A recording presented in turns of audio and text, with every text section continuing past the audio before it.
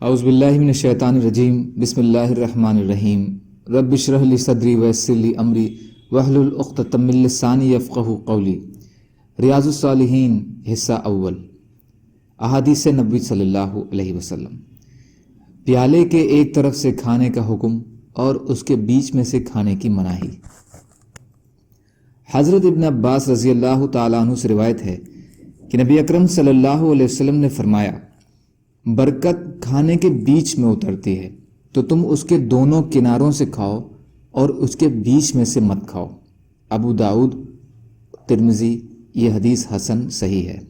فائدہ: کناروں سے مراد برتن کے کنارے اور اس کے بیچ ہے۔ اس میں کھانے کے آداب بتلائے گئے ہیں کہ بیچ میں سے مت کھاؤ بلکہ اپنے سامنے سے اور کنارے سے کھاؤ، خاص طور پر جب کوئی اور بھی ساتھ کھا رہا ہو۔ اسی طرح روٹی بھی بیچ میں سے کھا لینا اور اس کے کنارے بچا دینا منع ہے۔ حضرت عبداللہ بن بصر رضی اللہ تعالیٰ عنہ سے روایت ہے کہ رسول اللہ صلی اللہ علیہ وسلم کا ایک پیالہ تھا جسے غرہ کہا جاتا تھا۔ اسے 4 آدمی چاروں طرف سے پکڑ کر اٹھاتے تھے۔ جب چاشت کا وقت ہوتا، یعنی تقریباً دن کا چوتھائی حصہ، اور صحابہ رضی اللہ تعالیٰ عنہ چاشت کی نماز پڑھ لیتے تو یہ پیالہ اٹھا کر لایا جاتا اور اس میں سرید تیار کیا جاتا تھا، یعنی شوربے میں روٹی کے ٹکڑے بھگوئے جاتے تھے۔ تو لوگ اس کے گرد جمع ہو جاتے اور جب لوگ زیادہ ہوتے تو رسول اللہ صلی اللہ علیہ وسلم گھٹنوں کے بل بیٹھ جاتے۔ چنانچہ ایک دیہاتی نے کہا، یہ کیسی بیٹھک ہے؟ تو رسول اللہ صلی اللہ علیہ وسلم نے فرمایا، یقیناً مجھے اللہ تعالیٰ نے مہربان بندہ بنایا ہے، مجھے گھمنڈی اور تکبر اور بیر رکھنے والا نہیں بنایا۔ پھر رسول اللہ صلی اللہ علیہ وسلم نے فرمایا، تم اس کے کنارے سے کھاؤ اور اس کا اوپر والا یعنی بیچ کا حصہ چھوڑ دو تو اس میں برکت دی جائے گی۔ ابو داؤد نے اسے عمدہ سند کے ساتھ روایت کیا ہے۔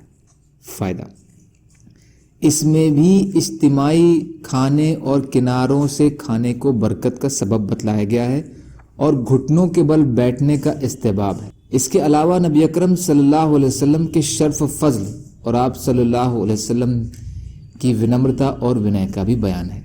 ٹیک لگا کر کھانا مکروہ یعنی ناپسندیدہ ہے۔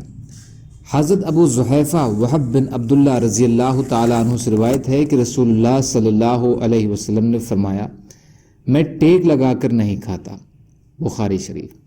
امام خطابی رحمۃ اللہ علیہ فرماتے ہیں، یہاں ٹیک لگانے سے مراد وہ آدمی ہے جو اپنے نیچے بچھائے ہوئے گدے پر سہارا لے کر بیٹھے۔ مقصد اس سے یہ ہے کہ آپ صلی اللہ علیہ وسلم گدے اور تکیوں پر اس شخص کی طرح نہ بیٹھتے جو زیادہ کھانا کھانے کا ارادہ کرتا ہے، بلکہ اسنتشٹ ہو کر بیٹھتے کہ اطمینان اور قرار پکڑ اور بقدر کفایت کھاتے۔ امام خطابی رحمۃ اللہ علیہ کا قول ہے، اور امام خطابی رحمۃ اللہ علیہ کے علاوہ دوسروں نے اشارہ کیا ہے کہ تکیہ لگانے والے سے مراد وہ ہے جو ایک طرف جھک کر کھائے۔ فائدہ: مطلب یہ ہے کہ ٹیک لگانے سے مراد کیا ہے، اس میں متبھید ہے۔ کیوں کچھ لوگوں نے کہا ہے کہ کسی ایک طرف جھک کر کھانا صحیح نہیں ہے، جیسے دائیں یا بائیں ہاتھ پر یا دیوار کے ساتھ ٹیک لگانا وغیرہ، اور امام خطابی رحمۃ اللہ علیہ کے نزدیک ٹیک لگانا یہ ہے کہ اپنے نیچے گدا بچھا کر اطمینان اور سہولیت سے بیٹھا جائے، جیسے عام طور پر پالتھی مار کر بیٹھا جاتا ہے اور اس طرح کھانا زیادہ کھایا جاتا ہے، جبکہ نبی اکرم صلی اللہ علیہ وسلم کا طریقہ تھوڑا اور بقدر کفایت کھانا کھانا تھا۔ لیکن پالتھی مار کر بیٹھنے کو ٹیک لگا کر بیٹھنا قرار دینا کسی دلیل سے ثابت نہیں ہے، اس لیے ٹیک لگانے کا پہلا مطلب ہی صحیح معلوم ہوتا ہے۔ اور حافظ ابن حجر رحمۃ اللہ علیہ فرماتے ہیں کہ کھانے والے کے لیے بیٹھنے کا مستحب انداز یہ ہے کہ گھٹنوں کے بل پیروں کی پشت یعنی تلووں پر بیٹھے یا دایاں پاؤں کھڑا رکھے اور بائیں پر بیٹھے۔ فتح الباری۔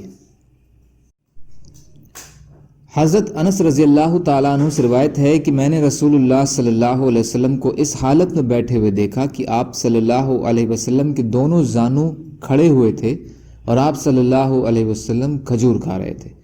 مسلم شریف۔ المقیہ وہ شخص ہے جو اپنی سرینوں کو زمین کے ساتھ ملاتا اور اپنی پنڈلیوں کو کھڑا رکھتا ہے۔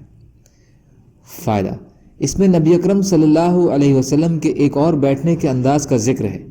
یہ زیادہ غیر اطمینان بخش حالت ہے، لیکن یہ اس وقت کی کیفیت ہے جب آپ صلی اللہ علیہ وسلم بہت جلدی میں ہوتے اور کچھ کھجوروں سے بھوک مٹا کر کسی اہم تر کام کے لیے فارغ ہونا مقصود ہوتا، جیسا کہ آپ صلی اللہ علیہ وسلم کی وضاحت حضرت انس رضی اللہ تعالیٰ عنہ ہی کی ایک دوسری حدیث میں موجود ہے جو صحیح مسلم کے باب مذکور میں ہی موجود ہے۔